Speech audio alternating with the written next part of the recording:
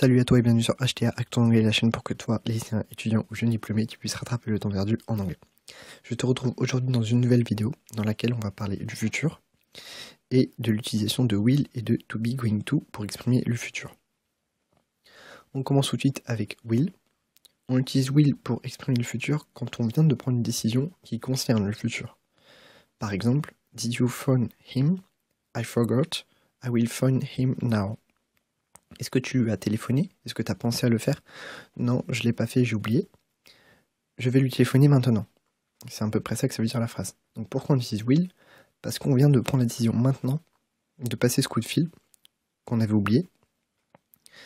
Donc on va utiliser will pour ça. Ce que tu dois surtout retenir, c'est que will est un modal.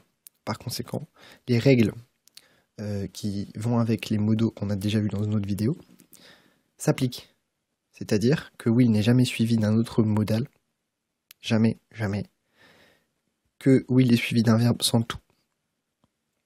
Et que surtout, will ne prend pas de S à la troisième personne. Enfin, pour faire une question ou une négation, c'est comme pour les auxiliaires.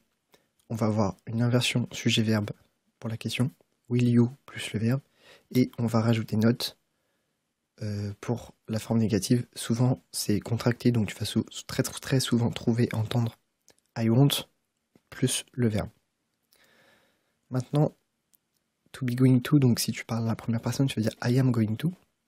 On va l'utiliser toujours pour exprimer le futur, mais c'est quand on a déjà décidé de faire quelque chose, ou alors qu'on a l'intention de le faire. C'est un peu subtil comme... c'est un peu subtil comme différence, je te l'accorde.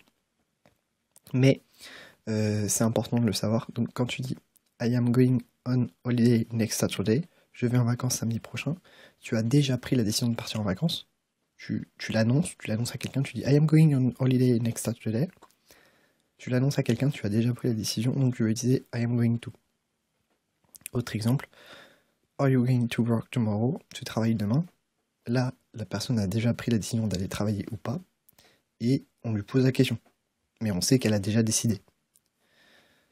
On peut également utiliser cette forme-là pour dire il va se passer. Quelque chose qui est quasi certain. It is going to rain, il va pleuvoir. Sous-entendu, on voit que les nuages sont noirs, on voit que le ciel s'assombrit, on voit que ça va pas tarder, qu'il va pas tarder à pleuvoir.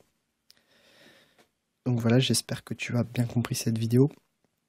Je t'invite à me poser des questions si tu n'as pas compris. Je t'invite à lâcher un pouce bleu, à lâcher des commentaires si tu as des questions, à venir aimer ma page Facebook si tu ne l'aimes pas déjà.